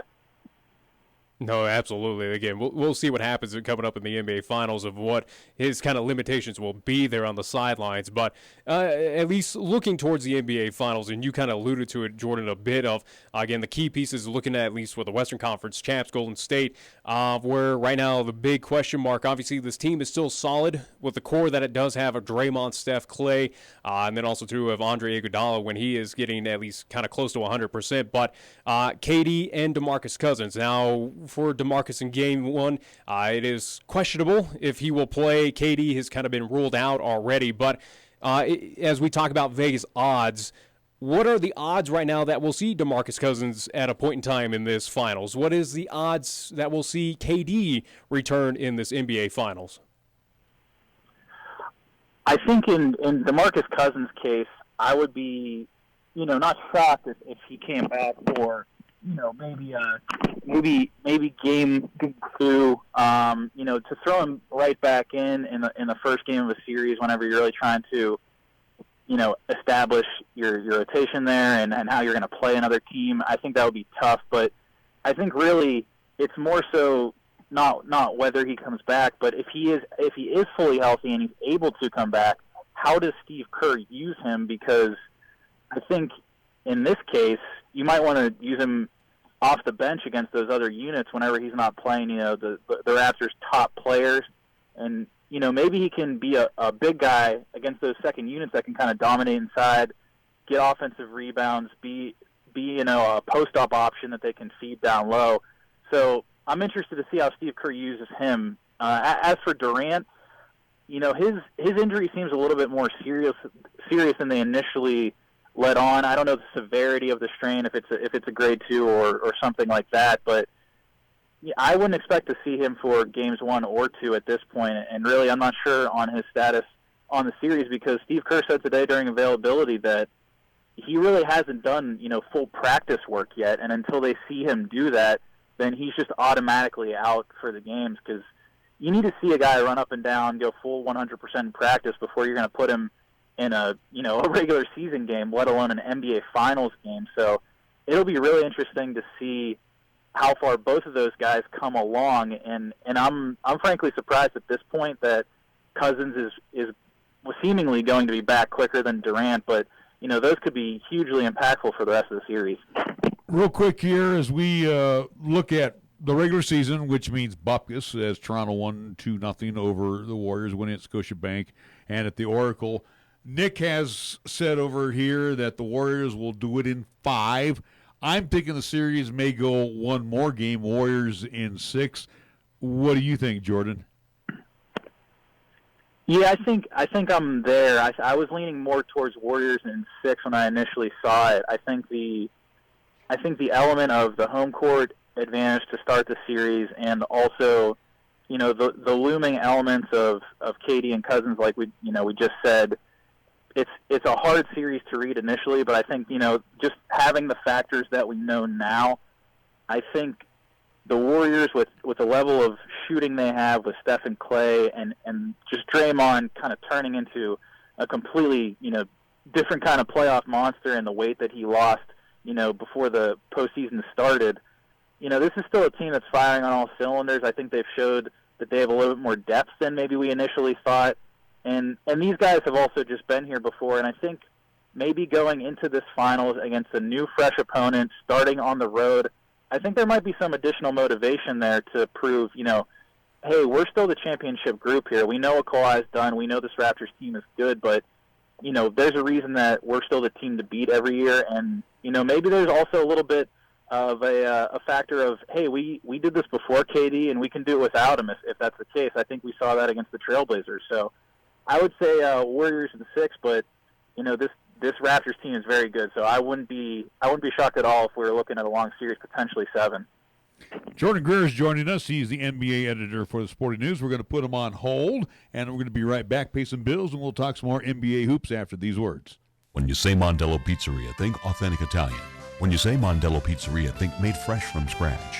When you say Mondello Pizzeria, think great pizza, delicious.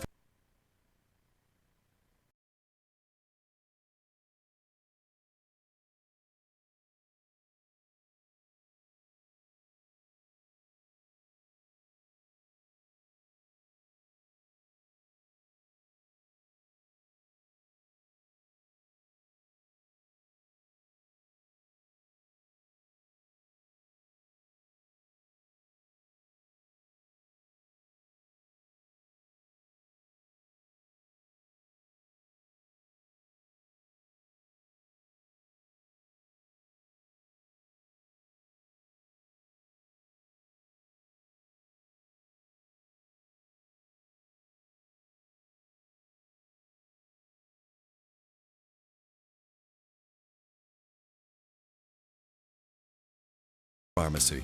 We won't make you walk through aisles and aisles of stuff or wait in a long line.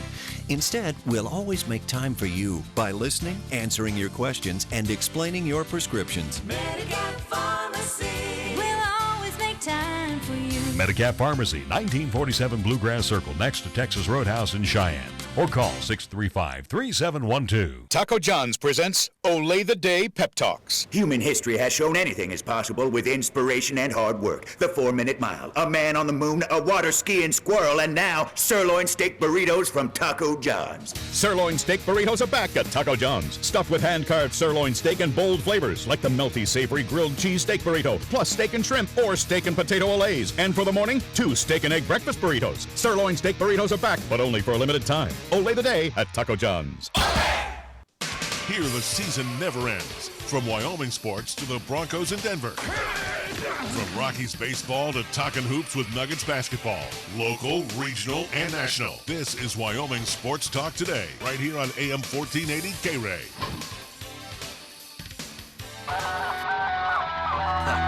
It's time to play the game. Put your money on the table. Come on. It's the one game. You never,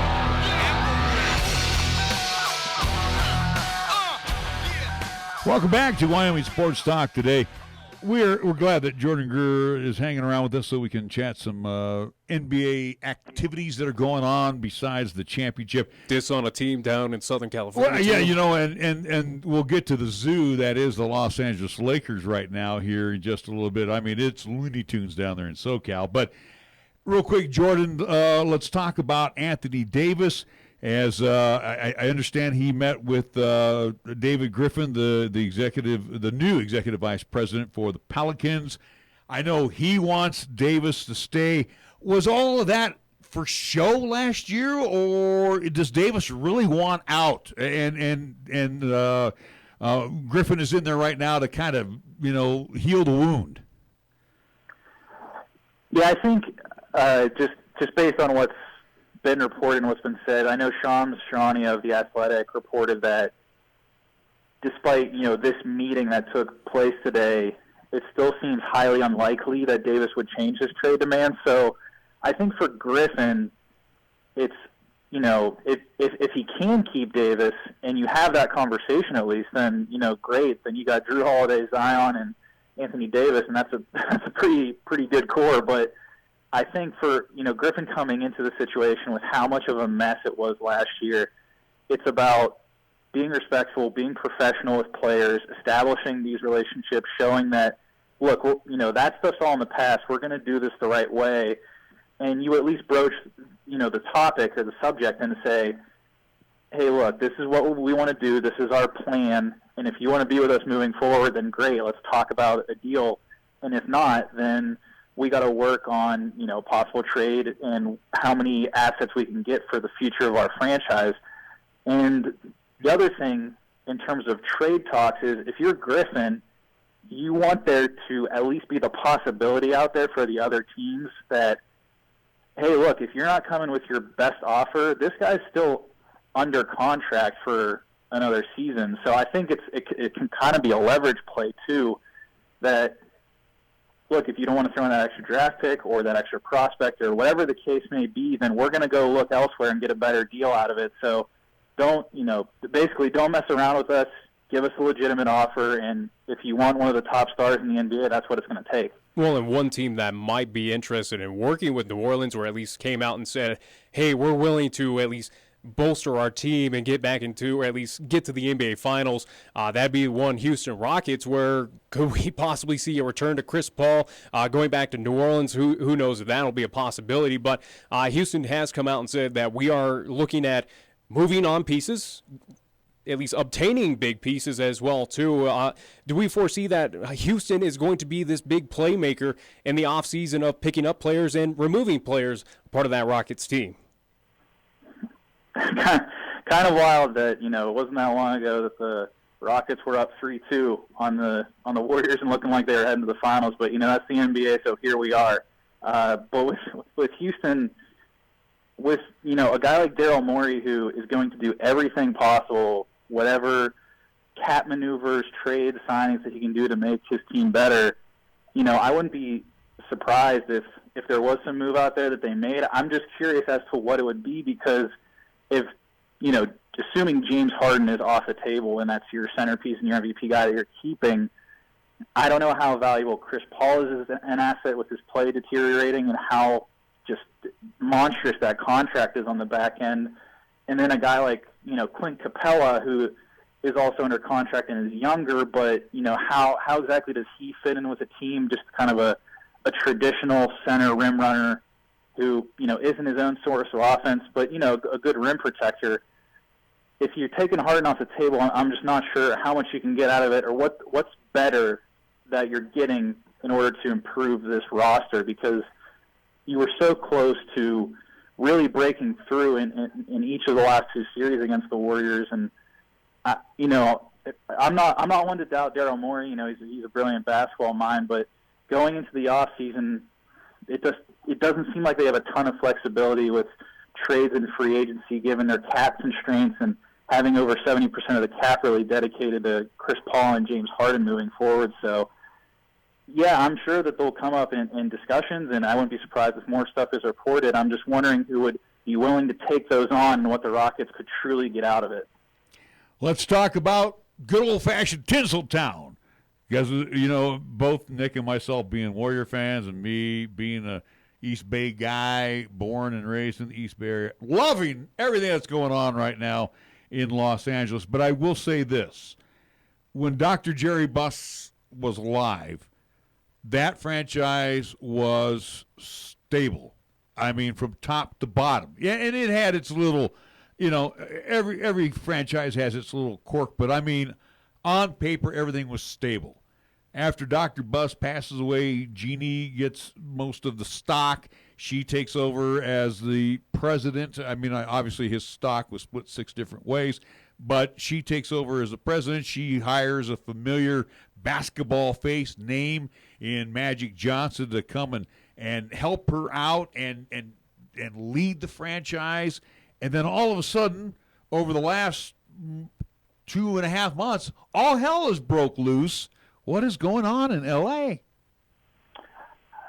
That is just a great question, and I wish I had the perfect answer to break everything down. But I guess the closest thing is what we recently saw on ESPN.com from Baxter Holmes, who wrote the essential all-encompassing piece of everything wrong with the Lakers. But I think to kind of try and pin it all down, it goes back to one of the the words stability that has really come up with this front office.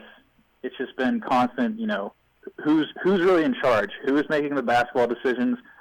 Does Magic have all the power? Does Pelinka have all the power? Is Linda Rambis really the one in Jeannie's ear that's secretly the shadow owner? Or who is running this thing right now? Because that really all trickles down all the way down to the basketball court. Because we saw what happened with the roster construction around LeBron. We saw it fall apart during the season, and now we could potentially see the impact of that in free agency this year. I mean, if you're a prospective free agent and you're really a star, max-level guy, what is going to entice you to sign with the Lakers?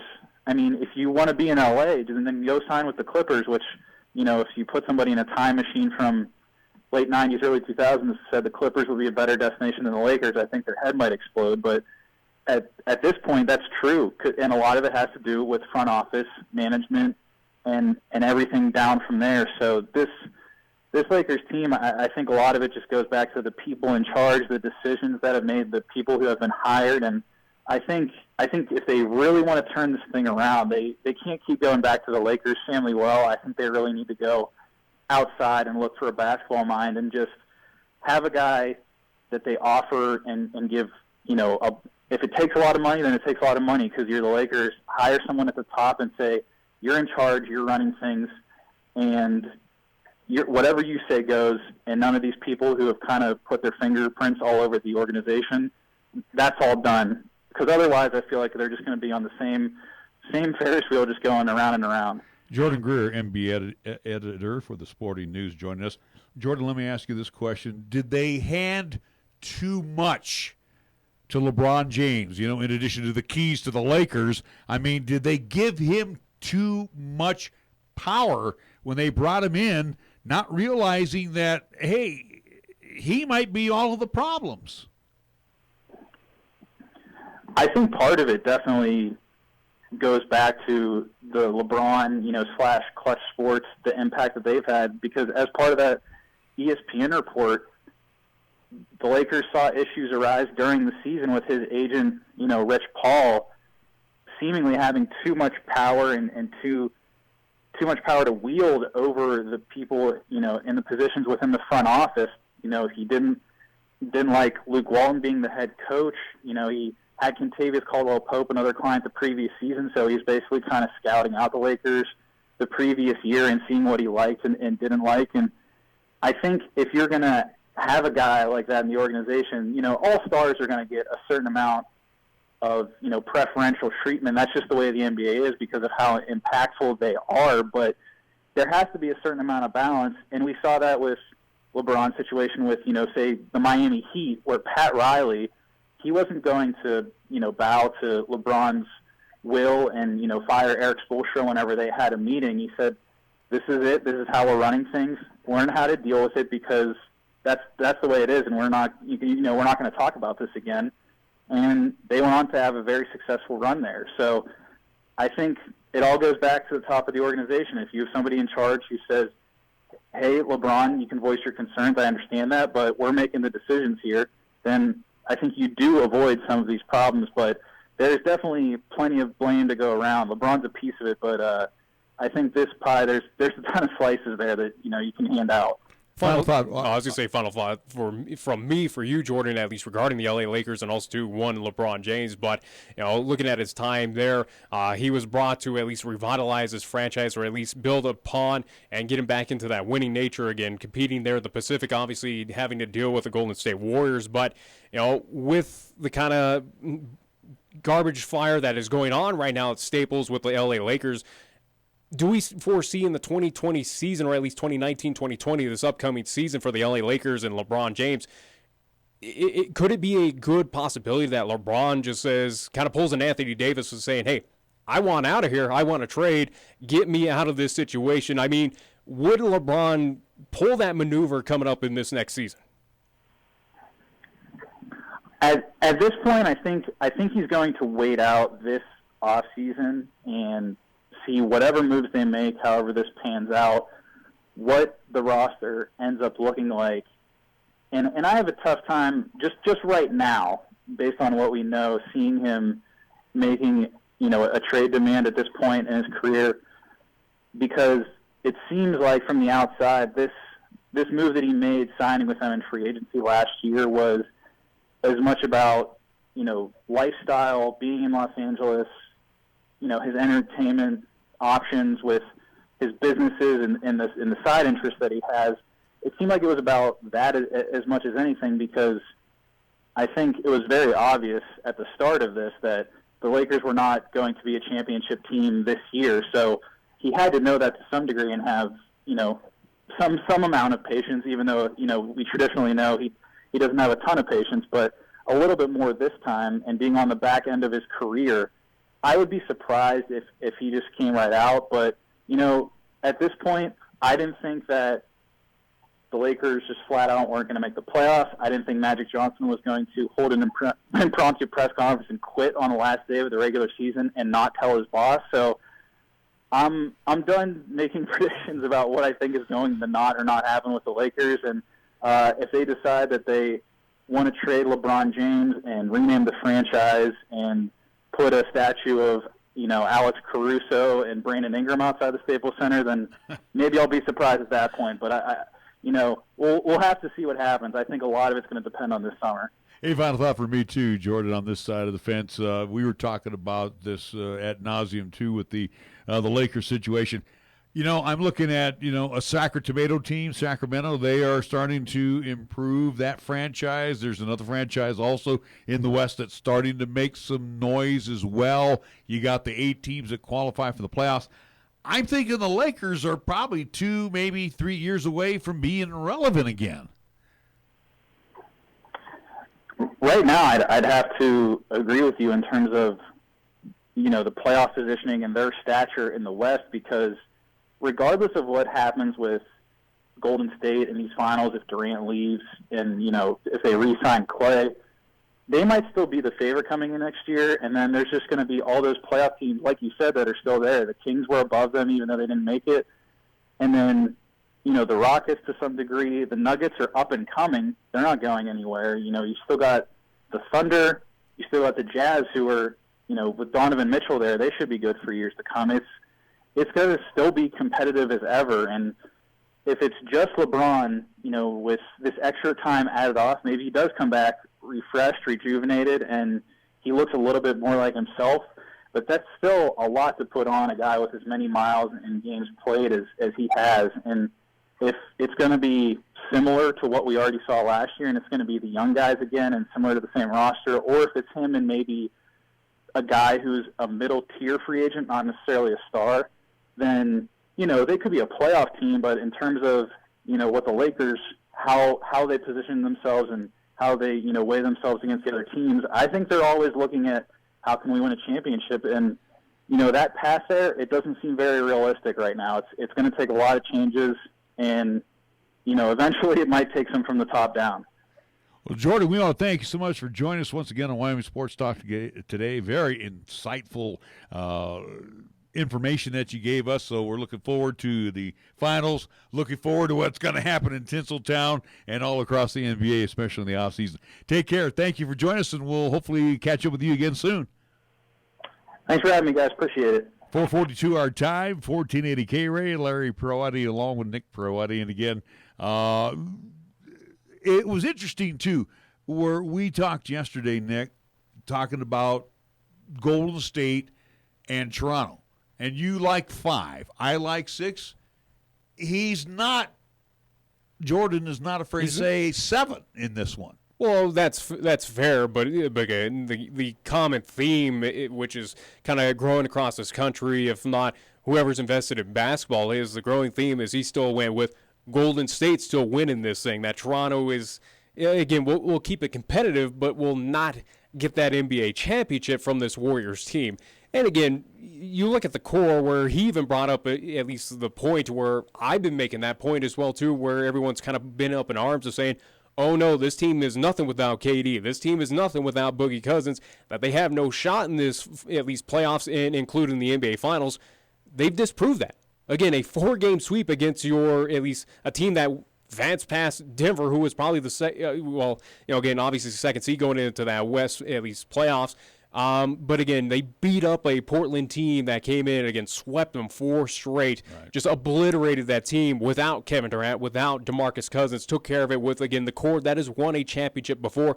Steph, Clay, Draymond, and even toss out Andre Iguodala with a part of that core. But again, the common theme across the nation, obviously up north, Canada is going to be all in for Toronto, but Golden State, whether it's 5, whether it's a sweep, whether it's 6 or 7, you got to feel confident that they're winning this thing. That Toronto, keep it competitive, but they don't have enough pieces to get it done and upset the defending champs. Well, even Jordan said this best as well.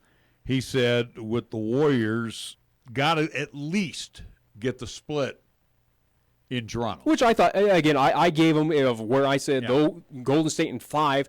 I think in game 2 at home there in Toronto, yes, I think they rebound some way where Golden State kind of runs into that lackadaisical mood, which they have been known for, especially here in the playoffs, where they kind of trip up in a game. Go back to that infamous come from behind against the LA Clippers in the first round. It could be a possibility. I think that will be a reality coming up in game 2. But I think other than that, though, again, where you're going back to Oracle and this team knows how to close out they're 1-1, these major series, again, we're game 5 on the road. Still think they'll get it done in 5. You think they'll win it in Toronto? I think they win it at Oracle in game 6. They've done it in Oakland. They've done it in Cleveland. I know, but the reason why I say they win it, and really the Warriors are going to control this series. They're going to dictate when they want to win. Golden State's opponent right now is themselves if they want to shoot themselves and that's what I'm saying. They're going to dictate how they want to win it. Now, they could win it 4 straight, just for argument's sake. They absolutely could. I think that's an absolute possibility. And the reason why I'm saying they want to wrap it up at Oracle, why do they want to wrap it up at Oracle? It's a final season there in Oracle. And we are 100 days away from the opening of the new Warriors Stadium. Well, that's the official open. But I'm just saying, we're 3 months away before they open up the new facility for the Warriors. But my point is, the Warriors are going to want to do it at home.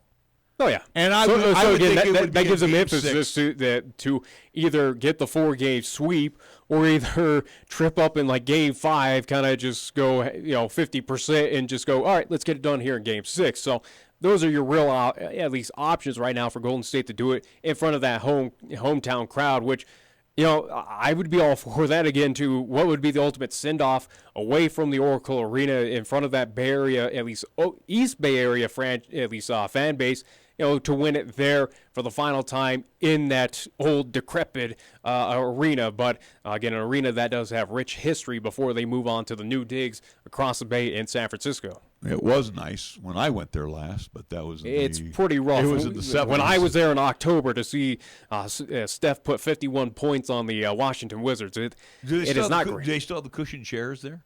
I don't remember that. Oh, where I was at, they had really nice cushion seats. I had to go for the cheap seats that were way up top. Anyway, getting back to this, here's the deal, too. And even Jordan. We need to get a break, too. I thought you said we didn't have any more. I said we do. Okay. Well, anyway, Jordan Greer, NBA editor for the Sporting News, was our guest here most recently.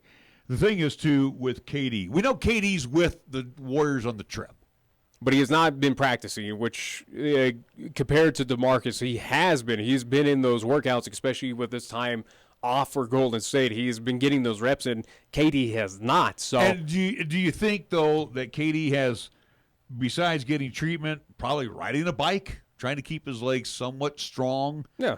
And again, he's doing something. He's not just laying around. Yeah, matter of fact, we saw him walking to the plane, and he looked pretty good walking to the plane, and he had food in his hand, so it's not like the guy is totally miserable That's right different now. than going 40 minutes on a court. I understand that, but I'm just saying, game one, we know he's out.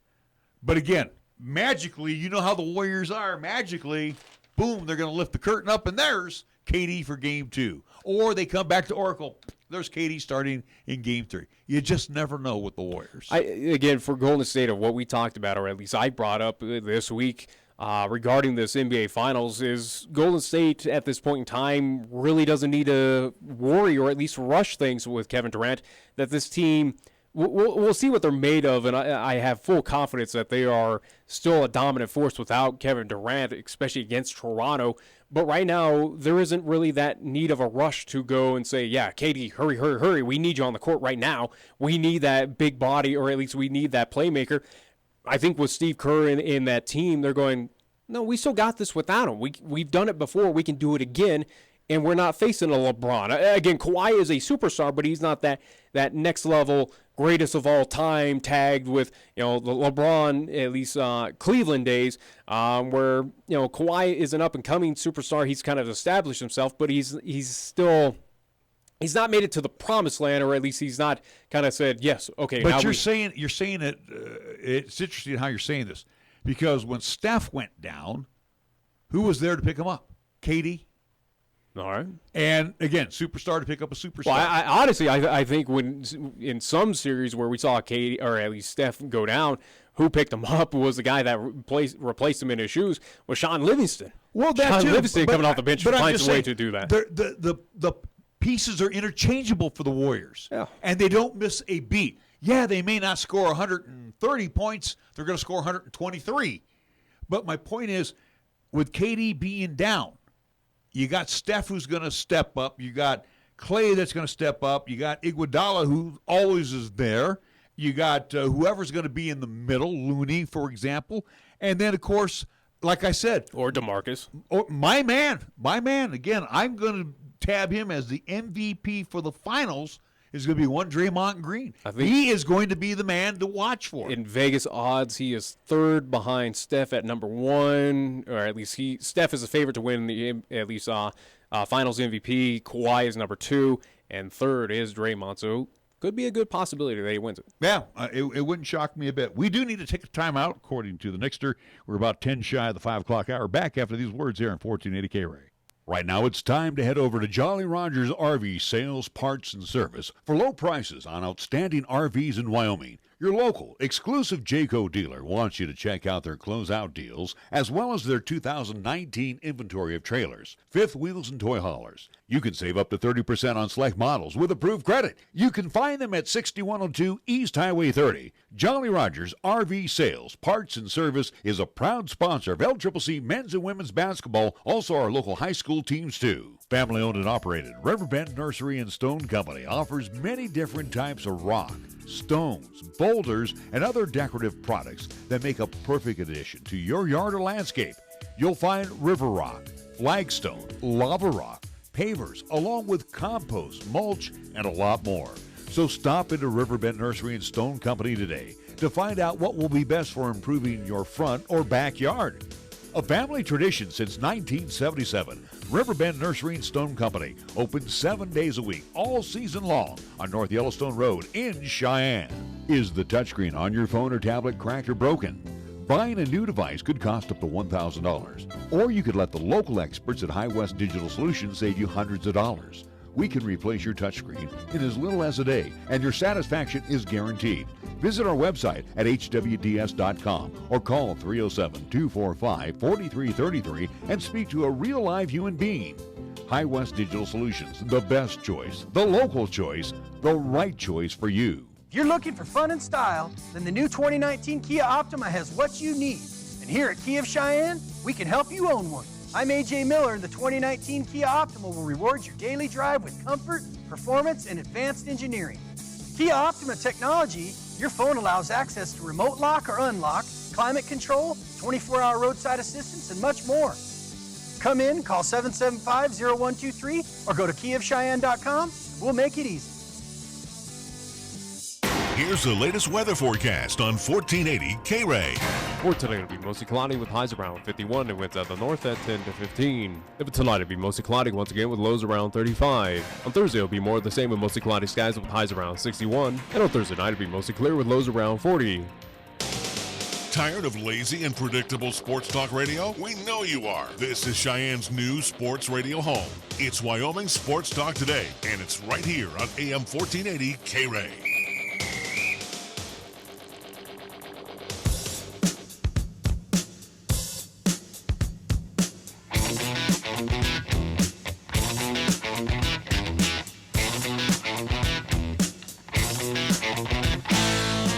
We are back on Wyoming Sports Talk Today as we get ready to close things out. Well, I got a chance here. There is some Voice is cracking over there, too. No, it's... I've been coughing for some reason. I don't know what's going on here. You just drug up all excuses every single time you can. I'm sick here. I'm sick there. Well, you know what? You got to see who I deal with here. I'm not sick. Because you're never here. I'm Every time I call you, you're at home. So don't even go there. I get my job done fast and right. Yeah. Right. Oh, yeah. Major League Baseball scoreboard here to the top of the ninth inning. The A's have tied it up with the Angels 5-5 in the Coliseum. Bottom of the ninth. Mariners are trailing the Rangers 8-7 in Seattle. We're talking scoreboard Y. Indians 3, Red Sox 2, and that just underway over at Fenway. What do you want to talk about here? The Stanley Cup Final Game 2 coming up tonight? That will be in Boston between the Bruins as they will match up against the St. Louis Blues. And what? Boston will go up 2-0? I don't believe so in this series. I think Blues can get it done. Blues, I think, coming off of where they had that strong start. Still a team that can compete with Boston. I think they just let it slip through, and Boston kind of fed off of that crowd. Certainly can see that again. I think it will be another high-scoring affair between these two teams coming up tonight in TD Garden. But I think St. Louis, maybe a 4-3. I'm not going to put an actual number on it. No, but I mean, that was 6 goals scored in that one. But I'm just saying for St. Louis, I think it'll be. It's not going to be a shutout put out there by St. Louis or anything special like that, but I think St. Louis and a battle of offenses and what defense kind of falls a little bit lax, I think Boston's going to be in that situation of maybe they're a little too comfortable at home, think that they can just cruise against a St. Louis team where a lot of people are saying that St. Louis has no business being on the ice with Boston or at least being here in the Stanley Cup Final. I think St. Louis is going to prove themselves where they've done it in the previous series, whether it is trying to battle against Dallas, trying to battle against Winnipeg, trying to battle against San Jose. They're in a battle once again with Boston, and I think Game 2, they have that option to split this series, which they have done in those other series leading up to this point in time. I have full confidence that St. Louis, that offense will show up. I think it will. Again, it had the strong start in that contest. It needs to continue throughout this game. But that defense, though, it's got to be a little bit more better, a little bit more impressive than the collapse that happened there where, again, 4 straight goals for Boston to eventually win Game 1 4-2. Disagree. The series is going to wrap up in St. Louis. Whether it wraps up in 4 or 5, this series is going to be heading back to St. Louis 2-0 in favor of the Bees. They're just a better team, and there's more tradition riding on Boston's side than St. Louis. Well, St. Louis has some tradition. It's not winning tradition, but I mean they and to St. Louis's credit, I'm not going to beat up the Blues. Because the Bruins have I think in franchise history about 3 or 4 cups, I do believe. But again, too, with St. Louis, St. Louis has none. They're also a playoff team. Got to give St. Louis their due. They just find ways to stop themselves. And I think they're at the point now where they have gotten through the playoffs where they went, whew, man, that was a tough one. They're just not better than Boston. And that's all there is to it. I really think they can match up well, and I think this is a series that can go 6 or 7. I have no idea what my prediction was in this one, but I still polled for St. Louis to get their first cup, and I think they still, even being down 1-0, especially where you're having to get these wins on the road in a very tough environment there in Boston, give credit to those fans out there, but for St. Louis, they still have a shot in this. And I think absolutely in Game 2 that they can rebound. They've done it in the 3 previous series against tough teams. They match up well with everyone, hence the reason why they're here at this point in time, competing or at least representing the West for a chance at the Stanley Cup. But I think, again, for St. Louis to win, you got to have that strong start that you saw on the offense, but it needs to continue for all three periods, not collapse there at the beginning of period number 2, but also to that defense. Also, 2 does not need to collapse where, again, 4 straight goals there to round, at least in the contest, where Boston eventually at least gets game 1.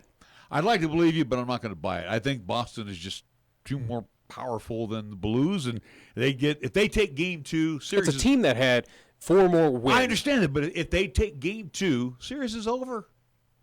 I think the Blues are kind of beat up. If Boston goes up 2-0 against St. Louis, yeah, I would say it's pretty much St. Louis has no shot. Here's a credit to the Western Division. So I would say for St. Louis tonight, St. Louis needs to win this game. But here's a credit to the Western Division. The teams that came out of there, they're beaten, they're bruised, they're battered.